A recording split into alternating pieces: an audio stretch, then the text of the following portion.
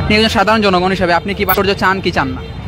না, ভাস্কর্য বলতে যে মানুষের মূর্তি যেগুলো এগুলো আমরা চাই না। যেমন আছে পুরানোরিও এগুলা যদি দেয় এগুলাতে কোনো ইয়ে নেই, কারণ মানুষ তো হয়তো মরে গেছে। মরা মানুষরা আপনি একটা পুতুল বানাইয়া রাখলা, এটা তো আর খবরে তার আজাব যার, এত কোনো সোয়াব পান না। আর যদি আপনি একটা মূর্তি মানে পুরানোর ভাস্কর্য যেগুলো এগুলো যদি বানায় রাখেন বা তারা চান এগুলো বানাইলে কোনো অসুবিধা না। যে একটা মানুষের মূর্তি বানায় ভাস্কর্য করলা এটা তো আমি অ্যাকসেপ্ট করি না কোনো সময়, আমি এতে সাপোর্ট না কোনো সময়। আমি এটা চাই না। বঙ্গবন্ধু তো উনি সম্মানী মানুষ, বহুত উঁচা মর্যাদার লোক।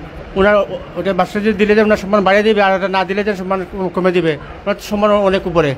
বঙ্গবন্ধু তো জাতির জনক হিসাবে যে সম্মান করে, বিশ্বের ওয়ার্ল্ডের সবাই সম্মান করে। এটা যদি প্রশ্ন তৈরি করা হয় তাহলে বঙ্গবন্ধু খবরে আজাব হবে, অবশ্যই আজাব হবে। উনিও কিন্তু চান না এটা, উনি কিন্তু খাঁটি মুসলমান ছিলেন।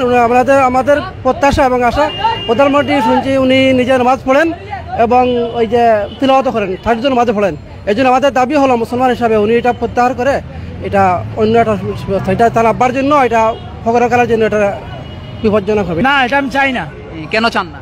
কারণ অনেক সময় দেখা যায় ভাস্কর্যের উপরে যে বিভিন্ন ধরনের পাখি বসে বিটে, এই জন্য আমি চাই না। সম্মান দেওয়ার প্রতি আরো অসম্মান সৃষ্টি হয় এই ভাস্কর্যের কারণে। একজন অসাধারণ মানুষের মূর্তির উপরে পাখি বসে বিটবে, এটা আসলে মানা যায় না।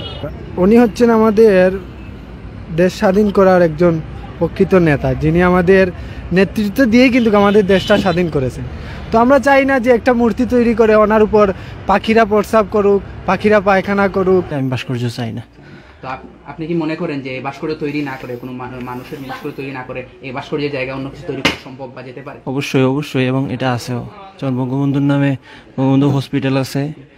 বঙ্গবন্ধুর নামে যদি আপনার বিশ্ববিদ্যালয় হয়, বঙ্গবন্ধুর নামে যদি একটা মসজিদ হয়, মসজিদে যদি মুসল্লিরা নামাজ পড়ে, অতএব তিনিও সব পাবে, আমরাও সব পাবো। আর ওইখানে যদি কলেজ হয় তাহলে তো ছাত্ররা অনেক পড়ালেখা করবে। বঙ্গবন্ধুর স্মৃতি হিসাবে তার নামে কোনো প্রতিষ্ঠান গড়া হোক বা তার নামে কোনো ইন্ডাস্ট্রি গড়া হোক, এতে এটা আর্থসামাজিক কোনো কাজ করা হোক, এটা আমরা এটা বিরোধীও নয়। যেটা দিয়ে আমরা আমাদের নিজের সংস্কৃতিকে উপস্থাপন করতে পারি, সেই ধরনের ভাস্কর্য আমরা চাই। আমি এই ভাস্কর্যের বিরোধিতা করি। আমি বলবো শেখ হাসিনা যেন মাননীয় প্রধানমন্ত্রী এই ভাস্কর্য বাদ দিয়ে উনি যেন ওনার পিতার জন্য বঙ্গবন্ধুর আদর্শ আমরাও লালন করি। সেজন্য আমি বলতে চাই, বঙ্গবন্ধুর যদি উনি আখেরাত দিবসে ভালো চান তাহলে ভাস্কর্য না করে দিনই কিছু করার জন্য। যে এটা আমরা চাই না। কেন চান না? চাই না, এটা ইসলামে বাধা দিচ্ছে। আমাদের ইসলামের দৃষ্টি হচ্ছে হারাম, এগুলো আমরা চাই না। আপনি কি বলবেন?